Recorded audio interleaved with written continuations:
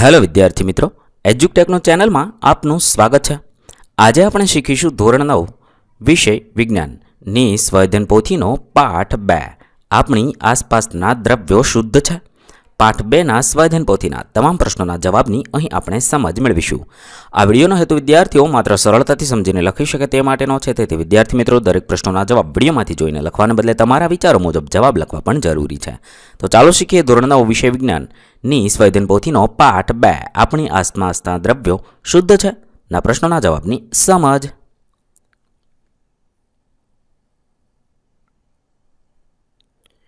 સૌપ્રથમ વિભાગ એ આપેલા વિધાન સાચા બને તેવી રીતે ખાલી જગ્યા પૂરો. સવાલ નંબર 1, કાચા ફળોમાંથી ફ્રૂટ સલાડ બનાવવો એ ખાલી જગ્યા પ્રકારનો ફેરફાર છે. જવાબ થશે ભૌતિક પ્રકારનો ફેરફાર છે. સવાલ નંબર 2, ફ્રેન્ચ વૈજ્ઞાનિક ખાલી જગ્યા એ સૌપ્રથમ તત્વની વ્યાખ્યા આપી. એટોની લોરેન્ટ લેવોઇઝરે આપી હતી. સવાલ નંબર 3, ખાલી જગ્યા દ્રાવણના કણો ડિન્ટલ અસર દર્શાવે છે. કલીલના દ્રાવણના દ્રવ્યો. સવાલ નંબર 4, ખાલી જગ્યા એ ઉત્તમ સાર્વત્રિક દ્રાવક છે તો પાણી. 5, કલીલ દ્રાવણ બનાવવા વપરાતા દ્રાવકને ખાલી જગ્યા કહે છે તો વિજ્ઞાપન માધ્યમ કહે છે. ત્યારબાદ નીચેના પ્રશ્નોના ટૂંકમાં જવાબ લખો. સવાલ નંબર 6, વ્યાખ્યા આપો શુદ્ધ પદાર્થ. જવાબ થશે એક જ પ્રકારના કણોના બનેલા પદાર્થને શુદ્ધ પદાર્થ કહે છે. સવાલ નંબર 7, પાણીમાં 10% ઇથાઇલ આલ્કોહોલ છે, તેમાં દ્રાવ્ય અને દ્રાવક જણાવો. તો તેમાં દ્રાવક પાણી છે અને દ્રાવ્ય ઇથાઇલ આલ્કોહોલ કહેવાય છે. સવાલ નંબર 8, ટિંચર આયોડિન ચેપ વિરોધી ગુણધર્મ ધરાવે છે. આ દ્રાવણ કયા બે ઘટકોનું મિશ્રણ છે? જવાબ થશે આ દ્રાવણ આલ્કોહોલમાં ઓગાળીને બનાવાય છે. સવાલ નંબર 9, H2SO4માં પાણી ઉમેરવામાં આવે તો શું મળશે? મિશ્રણ કે સંયોજન? જવાબ થશે તો મિશ્રણ મળશે. ત્યારબાદ સવાલ નંબર 10, પાણી અને તેલને કઈ પદ્ધતિથી અલગ કરી શકાય છે? સેપરેટિંગ ફના વડે અલગ કરી શકાય છે, જેને ગાળક પદ્ધતિ કહે છે. ત્યારબાદ નીચેના વિધાનો સાચા છે કે ખોટા તે જણાવો. સવાલ નંબર 11, ઘટક પોતાના મૂળભૂત ગુણધર્મો સંયોજન સ્વરૂપમાં જાળવી રાખે છે. આપેલ વિધાન ખોટું છે. 12, ચીઝ એ ઇલ્મલ્શન પ્રકારનું કલીલ છે. જવાબ ખોટો છે. 13, પ્યુમાઇસ પથ્થર એ ઘન સોલ છે. વિધાન ખોટું છે. 14, પિત્તળમાં જસતનું પ્રમાણ આશરે 30% છે. વિધાન સાચું છે. 15, સાચા દ્રાવણના કણોનો વ્યાસ 1 સેન્ટીમીટરથી વધુ હોવો ન જોઈએ. વિધાન ખોટું છે. આ રીતે ખરા છે કે ખોટા તે લખવાનું છે. ત્યારબાદ નીચે આપેલા દરેક પ્રશ્નો માટે તેને નીચે આપેલા વિકલ્પોમાંથી સાચો વિકલ્પ પસંદ કરી જવાબ આપવાનો છે. સવાલ નંબર 16, નીચેનામાંથી કયો રાસાયણિક ફેરફાર છે?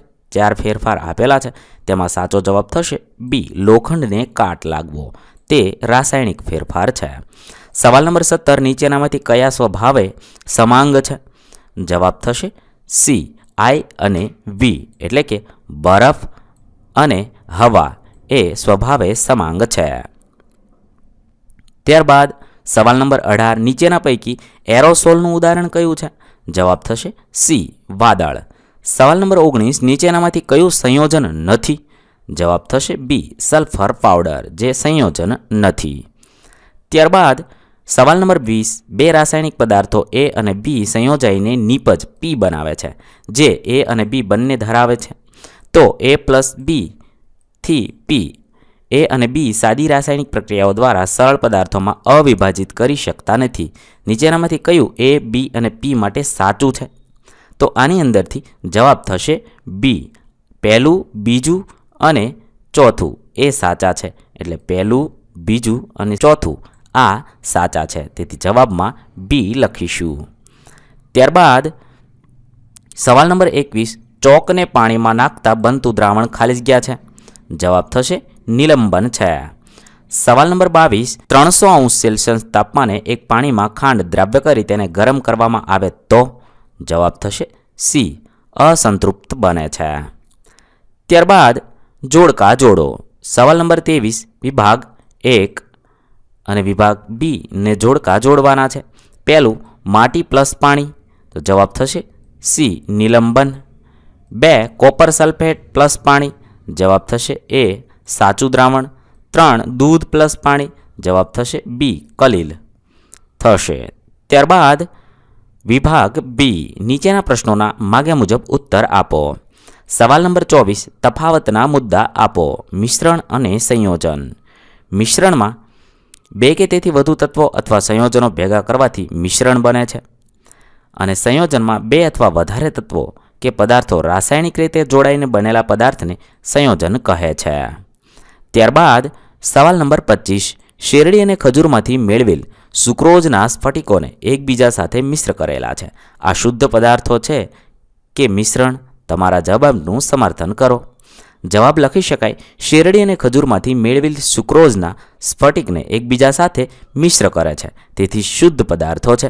કારણ કે બધા જ સ્ફટિકો સુક્રોઝ C2H2OH ના અણુઓ હોવાથી તે શુદ્ધ પદાર્થો છે. ત્યારબાદ સવાલ નંબર 26 250 ગ્રામ દ્રાવક 18 ગ્રામ યુરિયા ધરાવે છે, તો આ દ્રાવણની સાંદ્રતા વજનથી ટકાવારીના સંદર્ભમાં શોધો. દ્રાવ્ય યુરિયાનું વજન છે 189, દ્રાવણનું વજન છે કુલ 250 ગ્રામ. વજન પ્લસ વજનથી ટકાવારી દ્રાવ્યનું વજન છેદમાં દ્રાવ્યનું વજન ગુણ્યા 100 કરી 18/250 ગુણ્યા 100 એટલે કે 7.2% થશે. ત્યારબાદ સવાલ નંબર 27 શુદ્ધ દ્રવ્યની લાક્ષણિકતા જણાવો. 1 કોઈ એક શુદ્ધ દ્રાવ્ય એક જ પ્રકારના કણોનું બનેલું છે. બીજું આ દ્રાવ્ય પદાર્થોને ભૌતિક પ્રથમ દ્વારા અન્ય પ્રકારના દ્રાવ્યોમાંથી અલગ કરી શકાતા નથી. ત્યારબાદ સવાલ નંબર 28 નીચેના વિધાનો સાથે સંકળાયેલ પ્રક્રિયાનું નામ આપો. એ એસિટોન ભરેલા બીકરને ખુલ્લું મૂકી રાખતા થોડા સમય પછી ખલાસ થઈ જાય છે, તેને ઉર્ધ્વપાતન કહે છે. બી સૂકા બરફને ઓરડાના તાપમાને એક વાતાવરણ દબાણે રાખેલ છે. સૂકા બરફને ઓરડાના તાપમાને ખુલ્લો છોડી દેવામાં આવે છે ત્યારે બાષ્પ બની જાય છે, તેને ઉર્ધ્વપતન કહે છે. સી અંધારા ઓરડાના એક નાના છિદ્રમાંથી પ્રકાશનું સાંકડું કિરણ દાખલ થતાં તે માર્ગમાં આવતા કણો જોઈ શકાય છે. ટિન્ડલ અસરને કારણે અંધારા ઓરડાના એક નાના છિદ્રમાંથી પ્રકાશનું સાંકડું કિરણ દાખલ થતાં તે માર્ગમાં આવતા કણો જોઈ શકાય છે. ત્યારબાદ સવાલ નંબર 29 અધાતુઓ માટે નીચે જણાવેલા ગુણધર્મોના ઉદાહરણ આપો. એ ચળકાટ ધરાવતું અધાતુ તત્વ, તો આયોડિન. બી વિદ્યુતની સુવાહક અધાતુ, વિદ્યુતની સુવાહક અધાતુ કાર્બનનું અપર રૂપ ગ્રેફાઇટ છે. સી ઓરડાના તાપમાને પ્રવાહી સ્વરૂપ અધાતુ, ઓરડાના તાપમાને પ્રવાહી સ્વરૂપ અધાતુ તત્વ બ્રોમિન છે. ડી દહનમાં જરૂરી અધાતુ તત્વ, દહનમાં જરૂરી અધાતુ તત્વ ઓક્સિજન છે. આ રીતે જવાબ લખીશું. ત્યારબાદ વિભાગ સી જોઈએ. તેમાં નીચેના પ્રશ્નોના માગ્યા મુજબ ઉત્તર આપો. સવાલ નંબર 30 નીચે દર્શાવેલ ફેરફારોને ભૌતિક અને રાસાયણિક ફેરફારોમાં વર્ગીકૃત કરવાના છે. તો અહીંયા ભૌતિક ફેરફારોમાં લખી શકીએ 1 પાણીનું ઠરવું, લાકડાને વહેરવું, મીઠું અને રેતીને મિશ્ર કરવા. અને રાસાયણિક ફેરફારમાં લખી શકાય લોખંડનું કટાવવું, છોડની વૃદ્ધિ, મીણબત્તીનું સળગવું. આ રાસાયણિક ફેરફાર છે. ત્યારબાદ સવાલ નંબર 31 કેલ્શિયમ કાર્બોનેટને ગરમ કરતા તેનું કેલ્શિયમ ઓક્સાઇડ અને કાર્બન ડાયોક્સાઇડમાં રૂપાંતર થાય છે. તો આ ભૌતિક ફેરફાર છે કે રાસાયણિક ફેરફાર? અને બીજું, આ પ્રક્રિયામાં મળેલ નિપજો વડે તમે એક એસિડ અને એક બેઝ દ્રાવણ બનાવી શકો? જો હા, તો રાસાયણિક પ્રક્રિયા સમીકરણ સાથે દર્શાવો. તો અહીંયા જવાબમાં લખી શકાય કેલ્શિયમ કાર્બોનેટને ગરમ કરતા તેનું કેલ્શિયમ ઓક્સાઇડ અને કાર્બન ડાયોક્સાઇડમાં રૂપાંતર થાય છે, તે રાસાયણિક ફેરફાર છે. નિપજ તરીકે મળેલ CO2 માંથી એસિડ બનાવી શકાય. CO2 plus H2O, H2CO3 acid બનાવી શકાય છે. ત્યારબાદ વિભાગ ડી નીચેના પ્રશ્નો માગ્યા મુજબ ઉત્તર આપો. સવાલ નંબર 32 કલીલ વર્ગીકરણને આધારે વિક્ષેપિત માધ્યમ અને વિક્ષેપિત કલાની માહિતી પરથી કલીલનો પ્રકાર તથા ઉદાહરણ જણાવો. જવાબ થશે જ્યારે મિશ્રણમાં 2 જુદી જુદી દ્રવ્યતા ધરાવતા ઘટકો દ્રાવ્યો થયેલા હોય ત્યારે દ્રાવ્ય તેના તફાવતના આધારે મિશ્રણમાંના ઘટકોનું તફાવત નાકરણ કરવા કોસેટોગ્રાફી પદ્ધતિ ઉપયોગી છે. એક જ દ્રાવકમાં ઓગાળેલા જુદા જુદા દ્રવ્યોના અલગીકરણ માટે આ પદ્ધતિ વપરાય છે. ત્યારબાદ વિક્ષેપિત કલા, વિક્ષેપિત માધ્યમ, કલીલનો પ્રકાર અને ઉદાહરણ લખવાના છે. પ્રવાહી અને વાયુવાળું તો એરોસોલ, ઉદાહરણ છે ધુમ્મસ અથવા વાદળ. બીજું છે વાયુ અને પ્રવાહીનું તો ફીણ અથવા શેવિંગ, હિમ. પ્રવાહી અને ઘનનું છે જેલ, કલીલનો પ્રકાર જેલ છે, ઉદાહરણ જેલી અને ચીજ છે. ઘન અને ઘનનું, કલીલનો પ્રકાર ઘન સોલ છે, રંગીન જમ્સ, સ્ટીન એ તેના ઉદાહરણ છે. ઘન અને પ્રવાહીનું સોલ છે અને ઉદાહરણ કાદવ છે. ત્યારબાદ 33 મહેશ અને તેના મિત્રો એક ખાલી ખોખું લઈ તેને બધી બાજુથી કાળા પેપર વડે ઢાંકે છે. આ ખોખાના છેડે પ્રકાશનો સ્ત્રોત દાખલ કરતા એક છિદ્ર બનાવે છે. આકૃતિમાં દર્શાવ્યા મુજબ કાચના એક પાત્રમાં દૂધ ભરીને આ ખોખામાં ગોઠવે છે. પાત્રમાં મૂકેલ દૂધ પ્રકાશ વડે પ્રકાશિત થતું જોઈ મિત્રો આશ્ચર્ય પામે છે. આ જ પ્રમાણે દૂધની જગ્યાએ ખાંડનું દ્રાવણ ભરીને પ્રવૃત્તિ કરે છે, પણ પ્રકાશ તેમાંથી પસાર થઈ જાય છે. તો એ દૂધ કેમ પ્રકાશિત થાય છે તે સમજાવો અને સંકળાયેલી ઘટનાનું નામ આપો. અને બી ખાંડના દ્રાવણમાં આવું પરિણામ મળતું કેમ નથી તે સમજાવવાનું છે. તો જવાબમાં લખી શકાય એ દૂધ કલીલ દ્રાવણ હોવાના કારણે દૂધ પ્રકાશિત થાય છે, તેને ટિન્ડલ અસર કહે છે. અને બી ખાંડનું દ્રાવણ સમાંગ મિશ્રણ હોવાના કારણે તેમાં આવું પરિણામ જોવા મળતું નથી. અને સી પ્રશ્ન પૂછો છે કે અન્ય ઉદાહરણ આપો, તો વાહનની આગળની હેડલાઇટ જ્યારે ચાલુ હોય ત્યારે તેજ લીસોટો દેખાય છે. ત્યારબાદ સવાલ નંબર 34, સુચિત્રા બજારમાંથી નેઇલ પોલિશની ખરીદી કરે છે, પરંતુ થોડાક સમય બાદ સુકાઈ જાય છે. સુચિત્રા તેને કચરાપેટીમાં નાખવા જાય છે. તે દરમિયાન તેની મિત્ર કશિશ સુકાઈ ગયેલી નેઇલ પોલિશની બોટલમાં નેઇલ રિમૂવર ઉમેરી તેને હલાવવાની સૂચના આપે છે. આમ કરી સુચિત્રા ખૂબ ખુશ થાય છે અને નેઇલ પોલિશનો ઉપયોગ ફરીથી કરી શકે છે, જેથી કશિશનો આભાર માને છે.